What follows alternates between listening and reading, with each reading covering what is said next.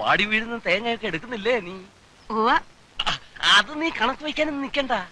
സണ്ണിച്ചനോട് പറയുകയും വേണ്ട. അത് നിനക്കെന്റെ ഫ്രീ. തീർവായിട്ടും ആ പുരേ തന്നെ നീ താമസിച്ചോളാൻ പറഞ്ഞത്.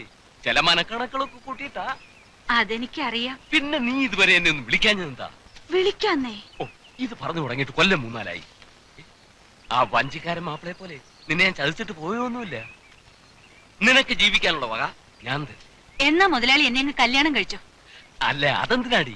നമുക്ക് രഹസ്യമായിട്ട് അങ്ങ് നീങ്ങിയാ പോരെ. അതാ മുതലാളി കുഴപ്പം. പലരും തോക്കുന്നത് അവിടെയാ.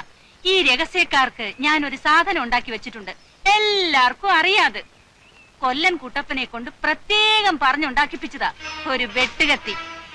അതെടുക്കാൻ രാജമ്മയുടെ കൈക്ക് ഒരു ഉളുപ്പുമില്ല. ജയിലിലും ഇപ്പൊ 2 നേരം ചോറാന്നാ പറയുന്നേ. പിന്നെ രാജമ്മയ്ക്കെന്താ? പോട്ടെ.